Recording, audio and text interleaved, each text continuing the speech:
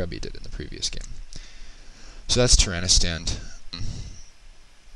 Really, one of my preferred maps for Orkmere, just because it's a better map for Blademaster than Farseer. Both because the item drops are better for Blademaster, and because the level 2 is so instant. They really cannot stop you from getting level 2, which means you have critical strike, which makes it a lot easier to focus down their very weak Farseer.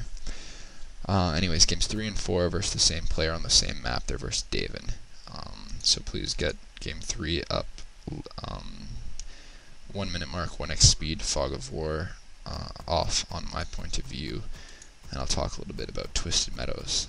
It's actually my least favorite map for Orkmere, mainly because Farseer is very strong in this map, especially the Farseer Firelord tower push at tier 2. It's very difficult to stop, partly because there's no guarantee that you'll get level 2 on your Blademaster. In fact, it's very unlikely that you'll get level 2 on your Blademaster, and the reason for that the reason for that is that the creeps really are not conducive to getting level 2 right away. The Knoll Overseer camp takes a very long time to creep with the Blademaster. And by the time you've killed even one of the wardens, chances are the Farseer will be on you pretty quickly. And that camp alone doesn't even give you level 2. So that makes it very difficult to creep for level 2 to fight the Farseer. So the other option you have is harassing. But of course, there's unlike Tyrannostand where there's one spot, there are actually 4 spots on this map where 3 spots, I guess, where your opponent might spawn. So your scout isn't guaranteed to find them right away. So you don't know right away that they're going Farseer or Blademaster, so you don't know whether you should be harassing or creeping first. And it's for this reason that this is a very difficult map to play against Farseer.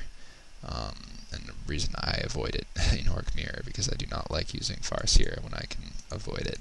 I much prefer Blademaster. And I also think, there's a reason the pro players will go Blademaster and Orkmere on Twisted Meadows these days as well.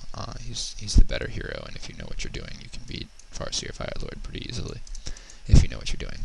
But at my level of play, there's a lot of difficulty in beating that match, which is why you're about to see a concept build that both David and I use. And I actually have to give him credit because he used this on me before I ever even thought of using it on this map in this matchup. But basically what we're both going to do is get an early Voodoo Lounge and a delayed Barracks. The tech will be at the same time as standard. We're not going to have faster or slower techs, but we will have a slower first grunt in exchange for having clarities and healing salves with a level 1 Blademaster. And the advantage to this is if you scout a Farseer, really the extra grunt's not very useful. You can't bring him into the base to harass with you, because he's going to get focused and killed by the burrows and the wolves very quickly. And like I said, you can't really creep with just a Blademaster and 1 grunt on this map, so that extra grunt really doesn't do very much. But if you scout Farseer and you have healing salves and clarities, you can harass his wood or his gold peasants, walk away, heal, and come back. And you can force him to be very defensive, and you can waste a lot of his lumber. And I've already explained in a previous audio that the Farseer Firelord push is a very lumber-intensive strategy, particularly if they're tower pushing, which they probably will. So that's the genius of this build. I know for a fact that Davin's Blademaster user. I'm not worried about him using Farseer, but I still use this build versus him, and on Twisted Meadows because I really like it. It's very adaptable. I've explained what you do if you're versus Farseer with this build, but if you're versus Blademaster, you'll see what we both do. We both do the same thing. You can solo certain creeps with the Blademaster. But anyways, enough talking. Pause the game should be paused at the 1 minute mark, so let's get that unpaused in 3, 2, 1, unpause. The great thing about this map, first of all, there's 2 shops, which is going to be for both of us, I think, or for me especially. That's going to mean selling my town portal and buying an early circlet. The right troll trapper on each goblin merchant camp drops tomes of agility +2 or strength +2 or intelligence +2, tome of knowledge or tome of experience, and you can actually solo that instantly with a level 1 Blademaster. And by the right one, I mean if you are the creeps. If you're attacking the camp, it's the left creep. on both camps. But if you are the creeps, if you're facing the creeps direction, it is the right troll trapper that drops the Tome of Experience. And you're going to see we both head for the exact same one. And in both games, I think you're going to, from my perspective, it'll look like I have a map hack. I don't, it's just that I'm very familiar with Davin's playstyle. And I'm aware that he's going to choose to head to the certain creep right away. And it's actually preferable to creep the leftmost Goblin Merchant camp first, because you can creep it in such a way that only the Troll Trappers and the Troll Warlord do damage to you. Whereas if you creep the right one, both the Ogre Warriors, or at least one of them, can do damage to you. Which is the reason we both head to that camp at the same time. And the reason why I think I will dust in both games when I'm about to kill it. But anyways, I've chosen to sell port, and he is not. Or he has as well, actually, sorry, but I bought the circlet first. I've bought the dust as well. It's not because I map up again, it's because I expect him to be here. I've played him a few times, and he's always done the same creeping pattern, which I don't recommend, but anyways. I'm forced to windwalk. I can see that he's there, and he knows that I can see that he's there, so it's interesting to me that he chooses to stay there. But anyways, I'm able to get the tome and the creep kill, which is nice, but at the expense of all my mana.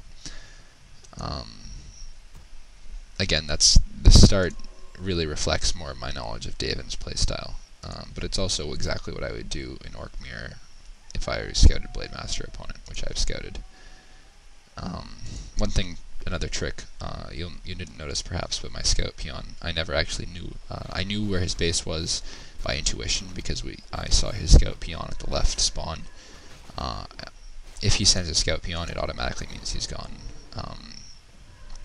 Blademaster and not Farseer. If you've gone Farseer, you're gonna scout with the wolves, and you're not gonna waste a peon in the wood scouting. So I just didn't bother to scout his base. I knew where it was by intuition, because our peons met up at the same place. It meant he was cross spawn, and I also knew he was going Blademaster.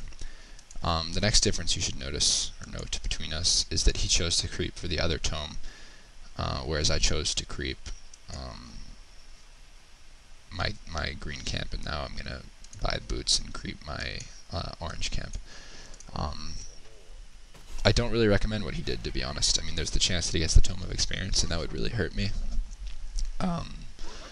But at a certain point, hero levels are more important than anything else, than the Tome or even the Circlet. And having level 2 is much better than having level 1 in a Circlet and a Tome of Agility or whatever. So you're going to see I actually get the level 2 faster. This may not really come into play so much in this game, but take, for example, Tears Fall Glades. I know everyone hates that map. I particularly hate that map. But something you should note, it's fun to go level 1 Blademaster and creep for those imbalanced items right away. But they give you very little experience. And so if your opponent has gone Blademaster and is creeping for level 2, he'll have Critical Strike before you, which can be really game-breaking when it comes to killing grunts. So anyways, worth noting.